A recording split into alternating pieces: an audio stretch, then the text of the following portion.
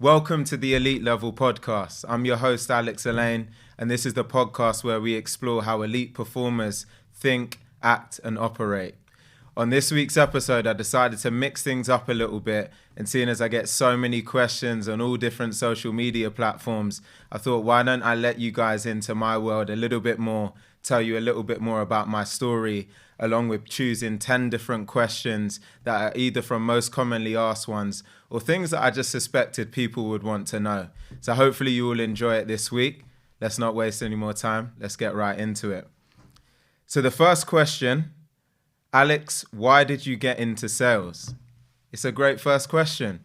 So the reason I got into sales was, if I go right back to the very beginning of, I guess, my early life, I was always very, very entrepreneurial. I was that child in the playground buying, selling sweets. I remember when I was age 13, I set up an eBay store, buying and selling, and people were asking me, Alex, how are you making all of this money? I was also a professional gamer on the side, so I had many different things going on, but always found that I was just a doer. I always felt that I had to be doing something and trying to earn some money in some kind of way. And so as I got a little bit older, eventually got to university age, or for any of my US listeners, college age, as I believe you guys call it there. And when I got to that point, I actually got a full scholarship studying corporate law. And so I spent about 8 months studying law. To be completely honest with you, I hated it. I didn't enjoy it at all. And as much as I think for my mother, she really wanted me to pursue a career of that nature, I felt just deep down in my heart that this just really wasn't for me. And there were other people that I'd seen that were out in the city in some kind of sales career or doing something pretty dynamic out there in the city. And I remember going and visiting Canary Wharf one day and getting some work experience at a company called Thomson Reuters. And I just caught a bug for being in the city, being out there, being a part of deals and seeing how everything just really worked out there. And so eventually, 8 months in, I dropped out of the law program and I got my very first role actually in a sales role, selling printers and copiers. In that first role, I was actually what we call a BDR, or what many people call an SDR now. So I was booking tons and hundreds of different appointments for more senior salespeople out there. And it was a grind, to say the least. It was just constantly hammering the phones. I didn't have much data to make it happen, but I really, really did enjoy it. And I remember in my first few months, I won an award for Best New Starter. I got given box tickets to go and see Arsenal. And at that point, I said, I'm sold. This is what I want to do for the rest of my life. So in a nutshell, I think it was just that perfect balance between being able to combine my entrepreneurial flair with an opportunity for my performance to have a direct impact on my income, and also just being able to meet people. I love networking. I love meeting people. So in a nutshell, that's my story and my journey into sales. Let's move on to question number 2. So number 2 is, what are the most important parts of a sales process?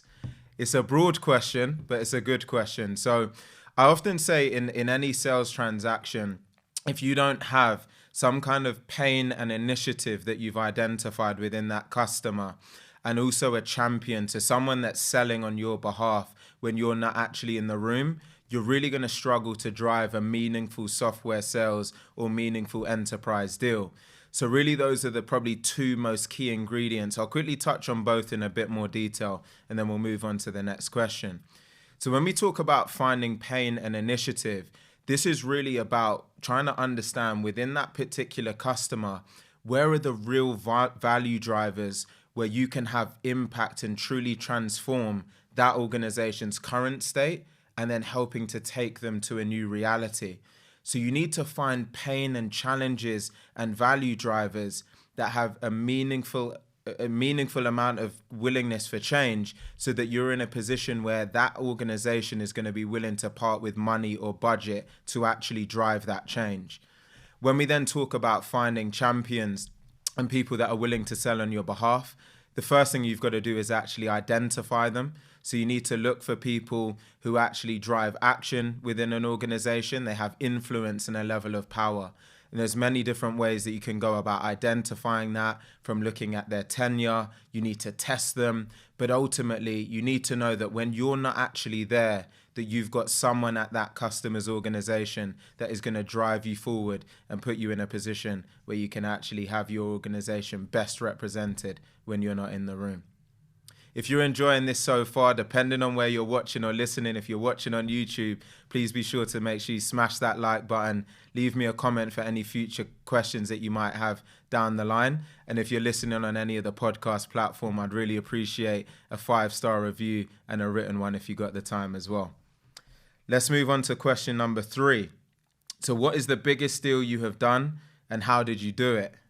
This takes me back a little bit. So the biggest deal that I've done, I believe it was in 2019 or around that kind of time, with one of the larger, let's say, food delivery companies out there. And the deal in total was for 8.5 million in USD over 2 years. It was 5 million in the first year and 3.5 million in the second year.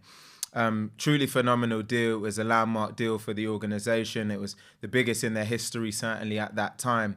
The second part of the question is, how did we get it done? A massive part of this particular transaction was really knowing and understanding who were the different movers and shakers within the organization. And we had a really, really compelling champion in this particular customer. So someone who really wrapped their arms around what we did as an organization and was truly campaigning our message at the other end. And so we spent a lot of time really trying to understand what are the value drivers, what are we really solving against, working through a really tight, what we call business value assessment. So mapping out all of the metrics that we knew we could latch onto to drive actual meaningful and quantifiable change for that organization. Spent a ton of time building that case, getting our execs mapped to their execs at the customer side as well. I remember we had a really challenging curveball that came in quite late in that deal where they actually hired a new person on their procurement side to really interrogate us and push us on the deal. But we eventually got it done on the very last day of the quarter. It was it was difficult times, I remember, because the hours were counting down and I was really questioning whether it was going to happen. But we got there in the end. We persevered, and it was a phenomenal moment in my career.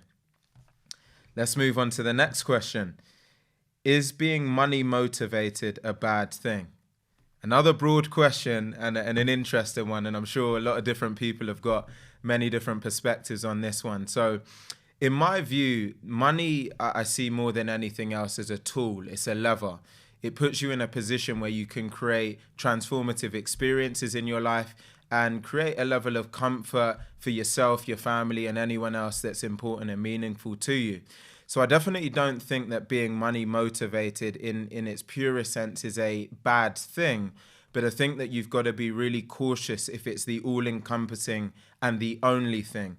Because the question then becomes, if you have a bad month or a bad year in your career and you haven't earned a lot of money, and that's the only thing that's intrinsically driving you, then what are you going to do at that point? You've got to have other factors, otherwise, things that are a little bit more meaningful, whether they're legacy driven or whether they're things that, certain goals that you might have had from earlier in your life.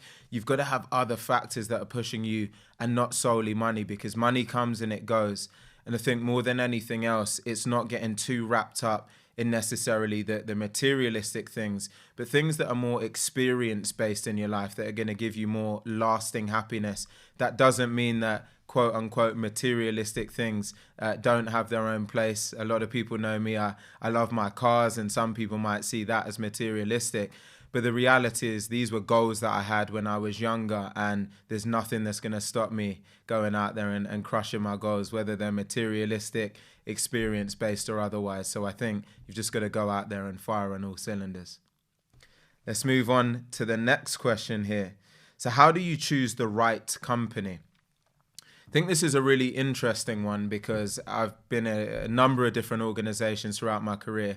Some decisions that have been fantastic, others that probably could be desired if I had the chance to go back and change them. So when I think of the best company career decisions I've made, and I'd say the organization I'm at now is probably arguably the best career decision I've made, it's because I spent a lot of time actually making sure that I had clear criteria around what the company needed to look like and what I was trying to get out of that particular step in my career. So I remember before joining the current company I'm at now, Lacework, I spent a lot of time trying to understand what leaders do I want to be surrounded by?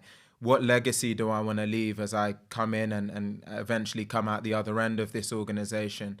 You know, what do I want my financial situation to look like? But ultimately, what am I trying to get out of this experience? And so having clear criteria around the organization, the leadership, the structure, the market opportunity, the size of it, and is this organization the right company to tap into that potential market opportunity that you might have uncovered?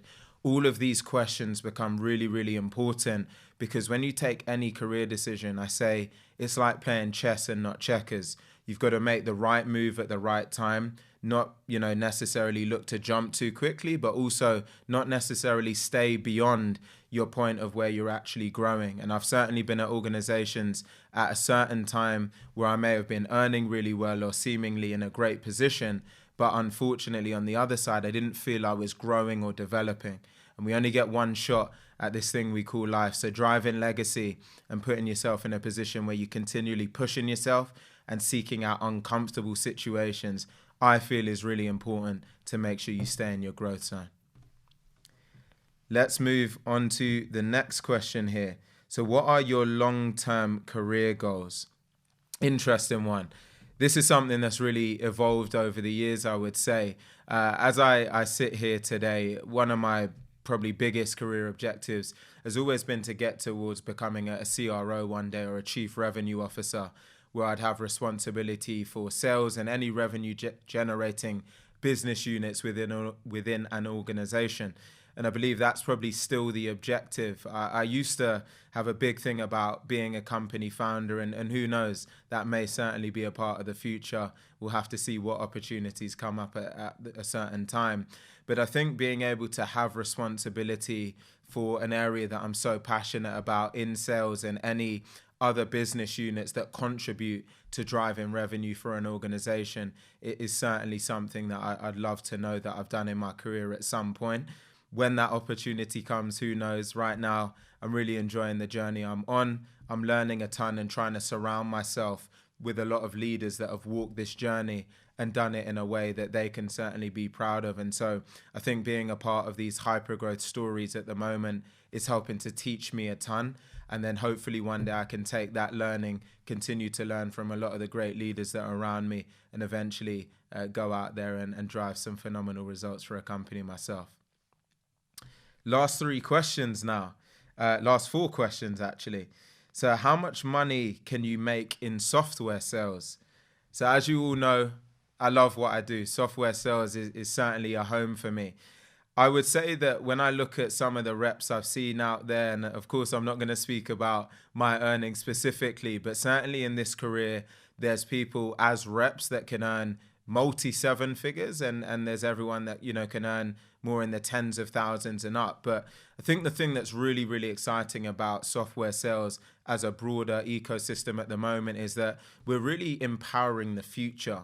And I think when you're in a position where you're in the tech space, in software specifically, and playing a role in innovation for the future, there's a lot of upside in terms of potential money that you can earn, but also just from an experiential standpoint, the experiences and the growth that you can have in your career at the moment is just astronomical within this space. We're seeing people reaching promotions in records amount of time, as we've said, earning more than they've ever earned, but actually growing their network and their profile in such a fashion that's truly phenomenal. Many of you may know I've also been a 2 times LinkedIn top voice. And so as much as it's not specifically on the question, I'd also advise everyone to start to think about how can you grow and scale your personal brand, because that's another thing that's going to contribute to your earning potential. When you've got a notable brand, it gives you a chance to, one, have a better brand internally, but also externally, which can open up other revenue generating opportunities. So the space couldn't be any hotter right now. Earning potential can go into the multi-7 figures for the elite performers that are doing it consistently, and certainly at the lower end, either the multi-tens of thousands and certainly, basic salaries that go into 6 figures plus. Now it's the last 3 questions. Here we are. Again, if you are enjoying this and watching on YouTube, please make sure you smash that like button. leave a comment, 5-star review on any podcasting platforms. We got to keep growing the elite level podcast here. So what separates elite performers? It really makes me think a lot about the question of, are top salespeople born or are they made? Or actually, are elite performers in any industry born or made? And I think in many circumstances, I go back to that saying that you can have natural talent, but hard work beats talent when talent doesn't work hard. And the reality is that you can teach someone a framework for success, you can teach them a blueprint and all of these types of things. But if they don't combine that with the passion, the drive, the hunger, energy and enthusiasm to go out there and want to crush their goals, ultimately you're not really going to achieve much. So what I see from elite performers is they find that perfect balance of bringing all of that hunger, that energy and that enthusiasm and combining it with a real aptitude and a thirst for learning to take on a proven system for success. And they obsess about the details to make sure that they can interpret that process or that system, go out and combine that with all of that energy, and then they go and make it happen. All of that is on top of having great operating rhythms outside of the way that you work. So how do you wake up? Do you optimize for sleep? It's all about having those 1% marginal gains that are going to make you that bit better and that much more effective than other people. And what I see from the elite is they're not necessarily massively good in any one particular area, but they're 1% good in 30 different ways, which gives them that 30% advantage in total over other people out there. Last 2 questions. Alex, what does your daily routine look like?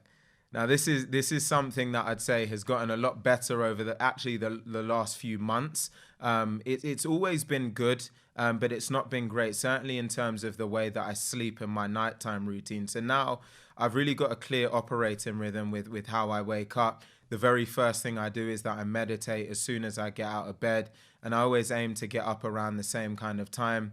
Then immediately I'll brush my teeth and get my mind centered for really what the day has to come in store. So I make sure that I don't touch my phone. I always meditate while I'm brushing my teeth. I get my mind centered around what I have to do for the day.